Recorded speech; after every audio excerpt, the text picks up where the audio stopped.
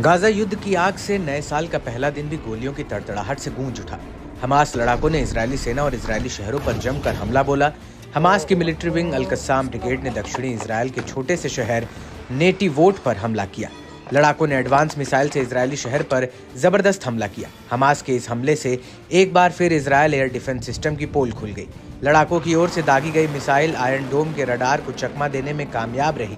इसके बाद Israeli air space में घुसकर हमास की मिसाइल ने नेटिवोट पर जमकर तबाही मचाई। इजरायली सुरक्षा बलों ने भी हमास के हमले की पुष्टि की है। आईडीएफ ने बताया कि सेंट्रल गाजा से दक्षिणी इजरायल के नेटिवोट शहर पर 2 रॉकेट दागे गए। हमास ने दावा किया कि लड़ाकों के हालिया हमले से इजरायल में दहशत का माहौल देखने को मिला। इजरायल के लोग अपनी जान बचाकर बॉम्ब शेल्टर्स में भागते नजर आए। हालांकि इजरायली बलों ने दोनों मिसाइलों में से एक को हवा में ही मार गिराने का दावा किया, जबकि दूसरी मिसाइल खुले इलाके में जाकर गिरी। इस हमले में किसी के घायल होने की सूचना नहीं है। इस हमले की जिम्मेदारी हमास ने ली है।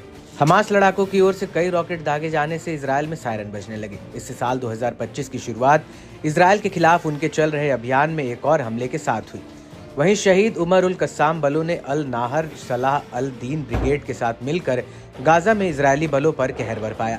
लड़ाकों ने भारी मोर्टार गोले से नज़ारिम एक्सिस में एक इजरायली सैन्य कमान और कंट्रोल साइट को निशाना बनाया। इस हमले में कई इजरायली जवानों को नुकसान पहुंचने का दावा किया गया है। बताया गया कि लड़ाकों की ओर से अचानक हमले से आईडीएफ को संभालने का मौका नहीं मिला। इससे गाजा में इजरायली बलों को होने वाले नुकसान कई गुना ज्यादा हो गया है। इसके अलावा अल कुद्स ब्रिगेड ने भी नए साल के पहले दिन इजरायल के लोगों के जश्न को भंग कर दिया। लड़ाकों ने अपने लेटेस्ट ऑपरेशन में इजरायली शहर को निशाना बनाया। अल कुद्स ने यरूशलेम और तेल अवीव को निशाना बनाकर रॉकेटों की बौछार की। हमास के हमले से इजरायली सेना को लगातार नुकसान हो रहा है। लड़ाकों ने दावा किया कि हालिया हमला इजरायल के गाजा पर किए जा रहे नरसंहार के जवाब में है। वहीं मुजाहिदीन ब्रिगेड के लड़ाकों ने दक्षिण में तमून शहर के जंक्शन के पास इजरायली सेना के साथ तीखी झड़प की। इस दौरान लड़ाकों ने विस्फोट उपकरण से इजरायली बलों पर जबरदस्त धमाका किया। लड़ाकों ने अपना ऑपरेशन जबालिया रिफ्यूजी कैंप में भी चलाया। लड़ाकों ने इजरायली सैनिकों और सैन्य वाहनों पर मोर्टार से हमला किया। इसके अलावा यमन के हूती लड़ाकों ने भी जमीन से हवा में मार करने वाली मिसाइल से इजरायल पर हमला किया।